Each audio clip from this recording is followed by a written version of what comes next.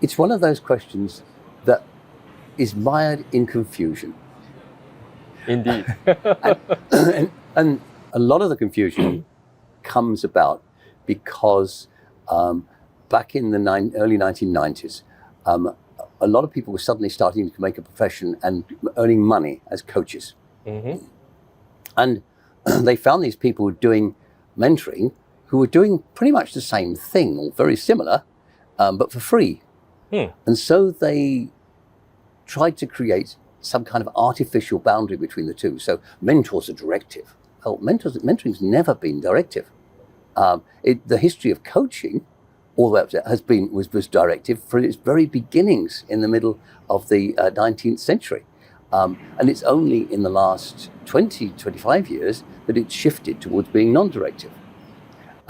So all of these myths are there. But the reality is that both coaching and mentoring are conversations about helping people to understand themselves, their internal world, and their external world, and then to make better decisions based upon that greater clarity. So the internal world is, who am I? What's my identity? What are my values? What are my aspirations? My strengths and my weaknesses. And the external world is, where are my champions? What's happening in my profession or the world around me? How do I want to make an influence on the world, and so forth? So having a deeper understanding of that internal world and deeper understanding of the external world, you put the two together and you can see different possibilities. The primary differences between coaching and mentoring are that coaches focus more on the internal world of the person, and mentors focus a bit more on the external world. And it's sort of 60-40 either way. And the reason that mentors are able to focus more on the external world is because they've been there, they've seen it, they're bringing experience in a similar or parallel environment. And so that enables them to ask more insightful questions very often. Questions that come from a body of knowledge. And it enables them to empathize more with the situation the other person is in.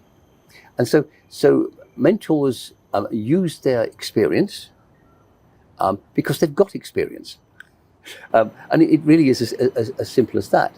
Now, what we've now discovered through the work of the Coach Maturity Research Group is that as coaches evolve in their practice, they move from very basic level coaching through to mastery. When they get to something approaching mastery, and it's not a word I like actually. It has all sorts of negative kind of connotations. The word mastery. Yes, okay. Yes, and it could be mystery as well. But we can't say. But when we get to that level of maturity, we basically stop thinking about the process, and it's about bringing our humanity and the person we are. And that means all of the experience that we have, the things that make us us.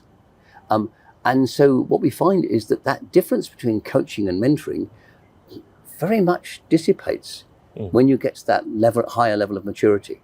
So the difference between coaches and mentors becomes smaller and smaller as the years go by. Yeah. And what we're doing, we're basically becoming, with mature coaches, are much more comfortable about pausing and saying, would it be helpful if I gave you an analogy with something that's happened for somebody else? Spot contracting. Yeah. Or they might say, there's a really interesting theory that might be applicable here, and explain something of the psychology of something.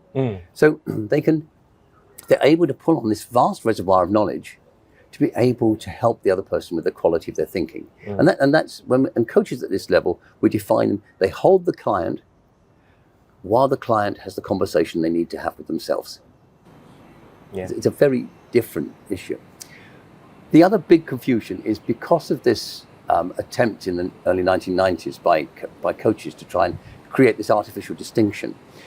They try and push the concept of advice giving to mentors. Now that's never been the case.